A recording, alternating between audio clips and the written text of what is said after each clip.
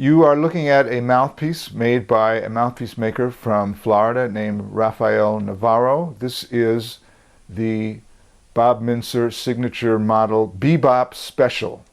It's a mouthpiece that I've worked on with Rafi for the last year, and we've got it to a place where I feel extremely comfortable, and I think other people will as well. I use basically the equivalent of a 3.5 reed. I'm using the Ishimori Woodstone reeds on here.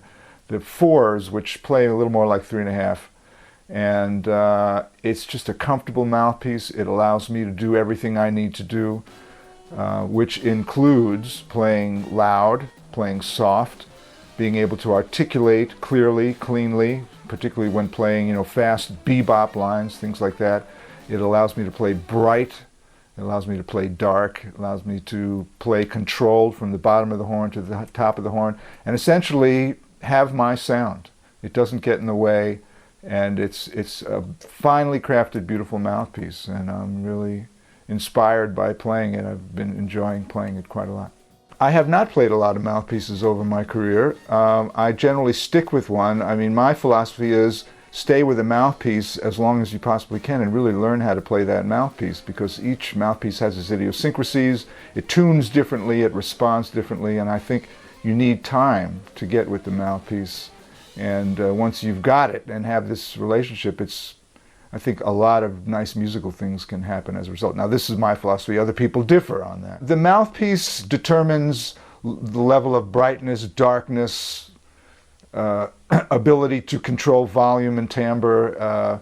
It really determines the proportion of the overtones in your sound, and it's really a crucial component of producing a pleasing and nice sound on the saxophone. I think a good mouthpiece lasts forever unless something happens to it. I mean, ebonite pretty much stays the same forever. It will outlast me, that's for sure. I mean, sometimes they change, they might warp slightly, but I've never had a mouthpiece I played go bad, shall we say, over time. It's always kind of maintained its integrity, and again, my take on it. Everyone is a little different, and in the case of this mouthpiece, this is, it's machine tooled, but there's a lot of handcrafting that goes into it. Ralphie would send some mouthpieces, I would play them and report back, basically. Too bright, too dark, too resistant, not resistant enough. And he would listen to my sound. I went down and visited with him, and he listened to me play, and he's familiar with my playing. So he pretty much knew what I sound like and what I do. And I think the real art of a mouthpiece maker is to fashion a mouthpiece that conforms to the player, and I think in order to do that, you really have to be familiar with what the player does, what he sounds like, how he plays. The right mouthpiece can make somebody sound like themselves, and the wrong mouthpiece can make somebody sound terrible.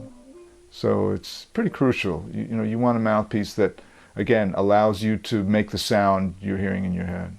You want to focus on music. You don't want to be distracted by equipment. So the right mouthpiece is just there. You're not thinking about it because you're able to do what you're hearing. And it works freely, and I wouldn't say effortlessly, but with far less effort than if it weren't the right mouthpiece. This Bebop Special model, I think, would work for a lot of different people doing a lot of different things. Like I said, it has a very wide spectrum in terms of what it's able to do. The dimensions of this thing really, in great part, determine brightness, darkness, response, and quality of sound.